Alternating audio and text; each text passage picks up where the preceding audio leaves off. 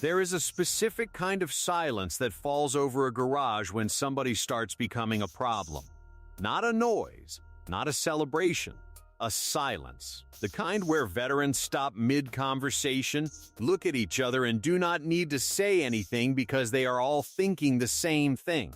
That silence has been spreading through the NASCAR Cup Series garage in 2026, and the name attached to it is Shane Van Gisbergen.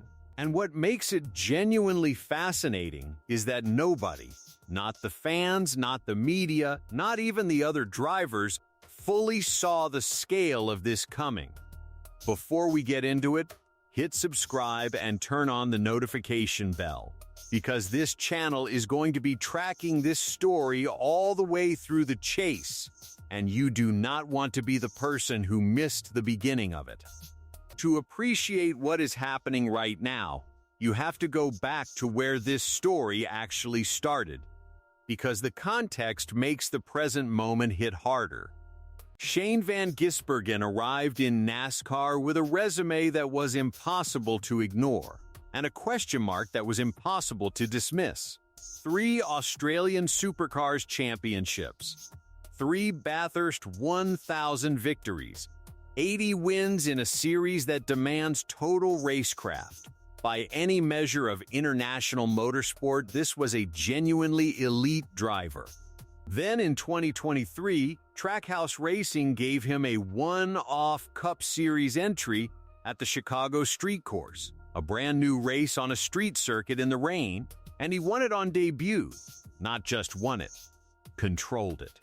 Became the first driver in the modern era to win a Cup race on his first start since Johnny Rutherford roughly 60 years earlier, and the first New Zealander to ever win a Cup race in history. The reaction from the sport split immediately into 2 camps. One camp said this was the beginning of something significant. The other camp said it was a perfect storm, the right track type, the right conditions, a specialist driver operating in a situation built for exactly his skill set. And that second camp had a reasonable argument, because when SVG came back for a full Xfinity Series season in 2024, his 3 wins all came on road courses. His Cup Oval starts that year produced a best finish of 26th. The road course wizard label had data behind it. Then, 2025 arrived, his first full Cup campaign with Trackhouse, and the early results reinforced every doubt. 31st at Phoenix, 34th at Las Vegas, 32nd at Homestead. 3 consecutive oval races, 3 results buried deep in the field. For a driver who had spent years proving himself at the highest levels of international motorsport, those numbers were genuinely humbling to look at. But here is the thing about Shane Van Gisbergen that his career has shown repeatedly: he does not stay where he is. Once the 2025 season reached road courses, he was effectively untouchable. 5 wins from 6 road course events. Victories at Mexico City, Watkins Glen, and the Charlotte Roval by margins of 11 seconds, 16 seconds, and 15 seconds respectively. That is not winning races. That is lapping a field in slow motion. He became the fastest driver to reach 5 Cup wins since Dan Gurney in 1968 and collected Rookie of the Year in the process. But the quieter development, the one that started shifting the conversation inside the garage, was what happened on ovals in the second half of the year. Top 15 finishes started appearing where 30th place results used to sit. 14th at Richmond, 10th at Kansas.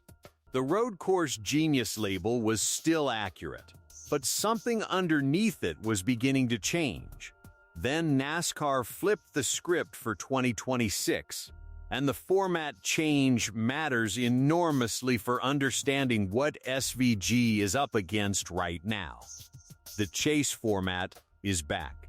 And for a driver still developing oval competency, that distinction between last year and this year is not cosmetic, it is structural. In 2025, a road course victory could lock SVG into the playoffs early, giving him the freedom to treat oval rounds as extended learning labs without the pressure of catastrophic points consequences. That cushion no longer exists. Every race in 2026 counts in full.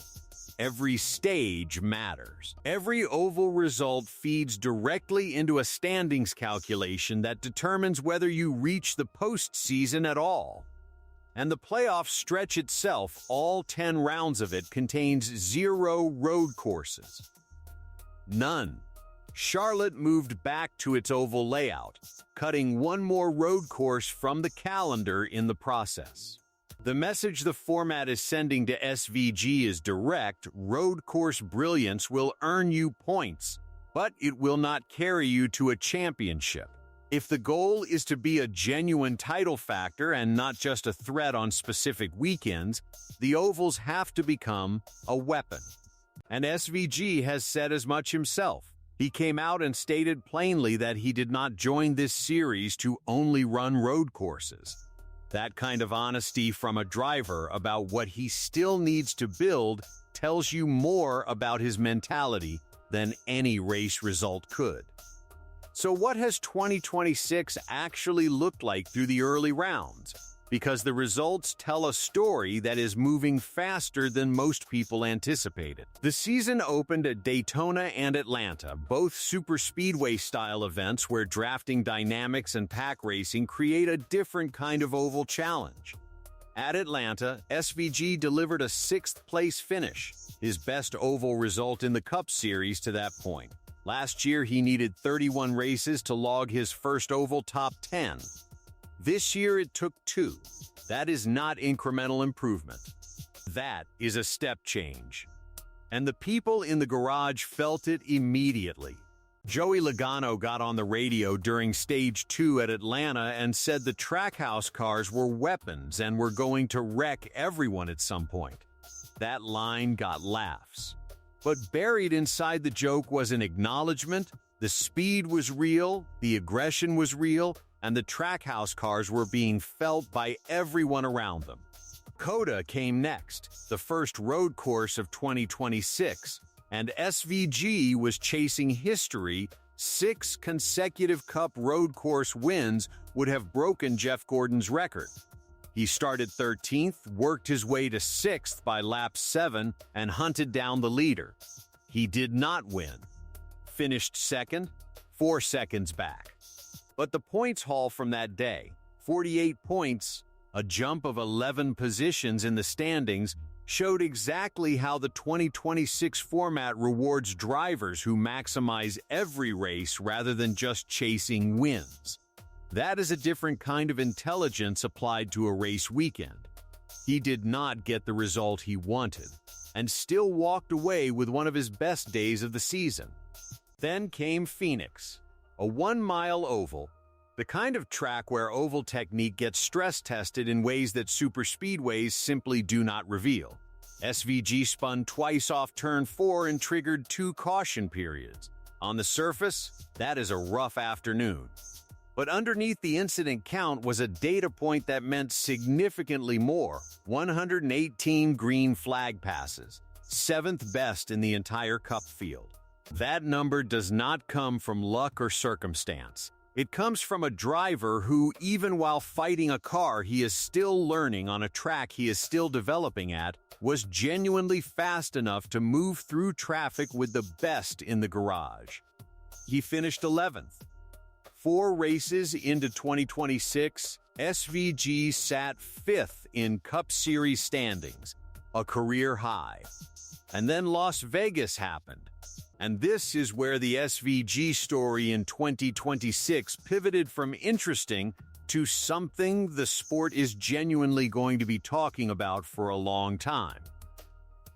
He qualified 16th, first lap. 3 wide situation. Contact with Eric Jones. The car snapped completely loose at full speed coming out of the final corner, completely sideways, sliding between 2 columns of traffic moving at race pace on a 1.5-mile oval. Every person watching, in the stands and on television, processed the same information at the same instant. This is going to be a massive crash. It was not. Shane Van Gisbergen gathered the car, brushed Chase Briscoe's door panel in a way that actually helped redirect the rear end, dropped to the apron, and continued racing. NASCAR released the in-car footage. It spread across every platform immediately. Clint Bowyer on the broadcast could not find the words for it in real time, which is notable because Bowyer is not typically short of words. The save itself, the physical act of car control at that speed in that situation, was the kind of moment that gets referenced for years in discussions about raw talent. The aftermath was genuinely difficult. The contact damaged the front splitter, and from there the car became unpredictable for the remaining 266 laps, oscillating between oversteer and understeer with no stable baseline for SVG to work from. He dropped to 36th at the end of stage 1 and finished dead last. He came on the radio and said he thought they were going to have a good day.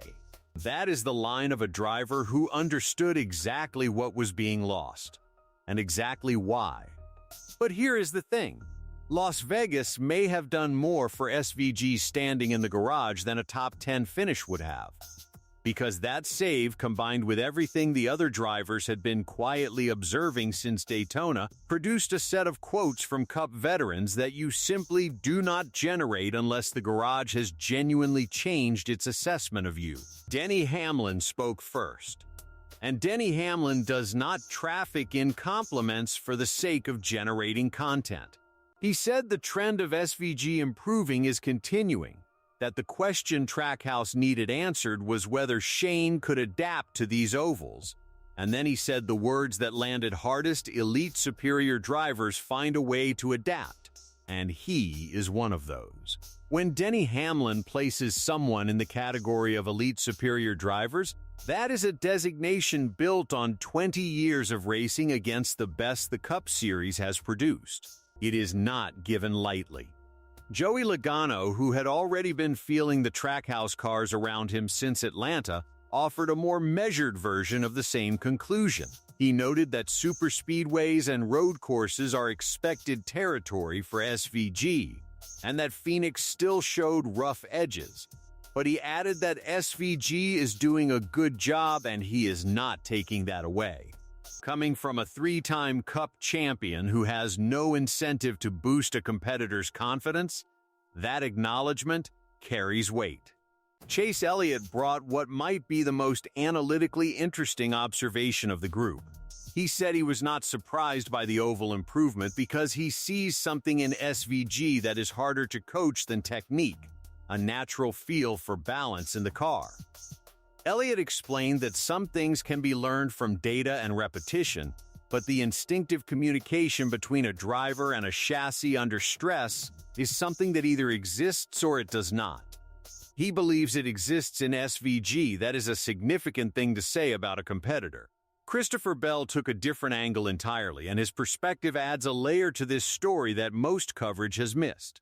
Bell said the current NASCAR weekend format, compressed practice, limited track time, immediate qualifying, actually handicaps SVG more than it would handicap most drivers. Because if Shane had come up in an era with extended practice sessions and the ability to genuinely accumulate oval laps in controlled conditions, he would likely be much further along than he already is.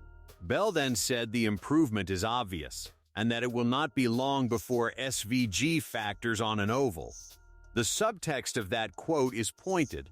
The sport's own structure may be slowing down how quickly SVG reaches his ceiling on these tracks. And if what we are seeing now is a pace-restricted version of his oval development, the rest of the field should think carefully about what the unrestricted version looks like. Bubba Wallace made it simple.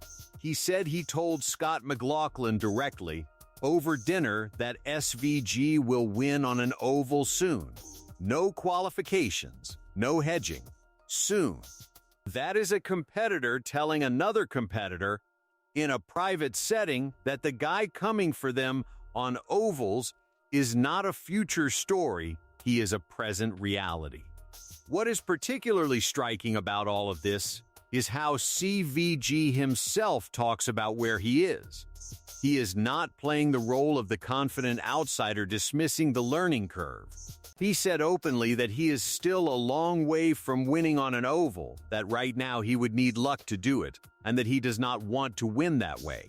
He wants to earn an oval victory the right way, by being genuinely fast enough to deserve it, not by surviving a caution sequence with the right tires on the right lap. But alongside that honesty, he said something that matters more. He said he can feel the improvement building every single week, that he understands what the car is doing underneath him now in a way he did not earlier, that he no longer feels like he is simply trying to survive a race format that is foreign to him. That specific shift from survival mode to comprehension is the inflection point that precedes genuine competitiveness. When a driver of SVG's caliber stops reacting to what the oval is doing and starts anticipating it, the rate of improvement tends to accelerate sharply. He also explained that the return of the chase format has changed how he manages risk week to week. Last year, a road course win could absorb a series of difficult oval results. This year, there is no such insurance policy. So his approach on ovals has shifted toward protecting points while still pushing hard enough to keep developing.